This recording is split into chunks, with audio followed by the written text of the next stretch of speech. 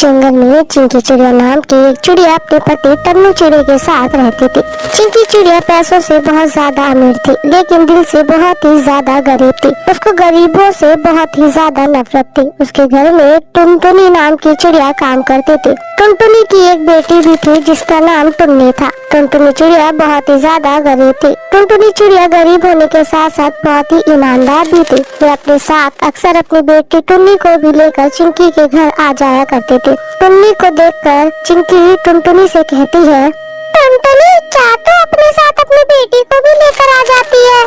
इसका यहाँ पर क्या काम?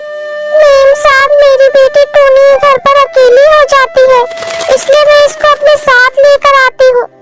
चिंकी और टुनटुनी की बातें सुनकर टुन्नू चिड़ा अपनी पत्नी चिंकी से कहता है, चिंकी अगर टुनटुनी अपनी बेटी को भी लेकर आती है तो इसमें क्या हर्ज है? आप तो चुप ही रहिए, आपको कुछ नहीं पता। मैं इन जैसे गरीब लोगों की नीयत बहुत अच्छे से जानती हूँ। होली का त्योहार आने वाला है, इसलिए ये अपनी बेटी को यहाँ लेकर आती है ताकि रंग और पिचकारी मिल जाए।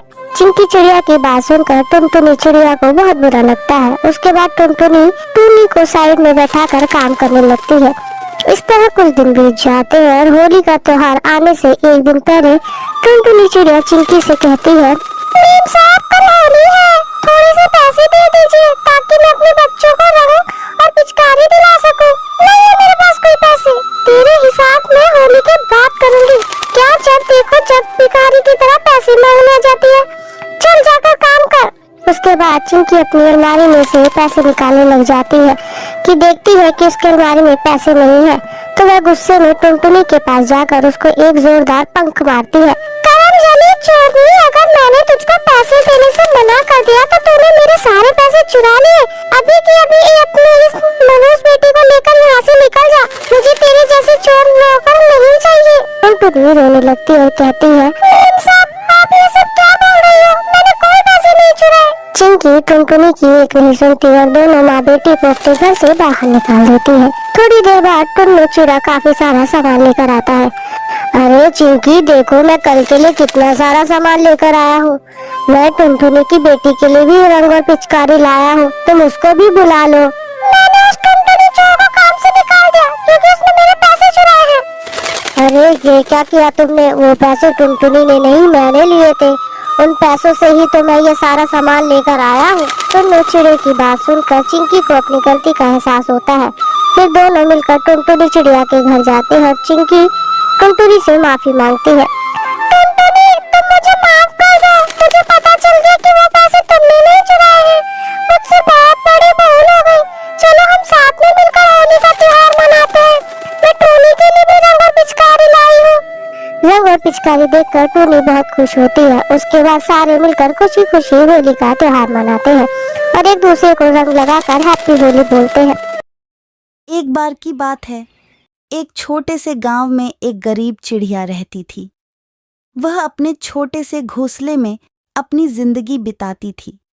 होली के त्योहार के आसपास गांव के लोग खुशी मना रहे थे। चिड़िया ने भी सुना था कि होली के दिन लोग खुशी खुशी रंग भरते हैं और मिलकर धमाल मचाते हैं, परंतु चिड़िया को यह सोचकर दुख होता था कि वह एक गरीब चिड़िया है और उसके पास रंग भरने के लिए कोई पैसे नहीं हैं। वह सोचती रहती थी कि क्या करें, कैसे होली का त्योहार मनाएं। फिर एक दिन उसने एक गुलाब के पेड़ से बात की। चिड़िया ने कहा, हे गुलाब के पेड़, मुझे रंग भरने के लिए कोई पैसे नहीं हैं, क्या आप मुझे कुछ सहायता कर सकते हैं? गुलाब के पेड़ ने हंसते हुए कहा, चिंता न करो, मेरे पास तो रंग होते हैं, मैं तुम्हें अपने रंग दे सकता हूँ। चिड़िया ने खुशी खुशी गुलाब के पेड़ के रंगों को अपने पंखों पर लगाया और होली के त्योहार में लोगों के साथ खेलने निकल पड़ी। लोगों ने चिड़िया को देखकर आश्चर्य किया कि यह कैसे हो सकता है कि एक चिड़िया भी होली मना रही है। उन्होंने चिड़िया को अपने साथ खेलने में शामिल किया और सभी ने मिलकर मस्ती की। चिड़िया ने समझा कि खुशियों के लिए पैसों की ज़रूरत नहीं होती, बल्कि वह खुद की खुशी को दूसरों के साथ साझा करके भी पा सकती है। इसके बाद से वह हमेशा खुश रहती थी और अपनी छोटी सी जिंदगी का आनंद लेती थी।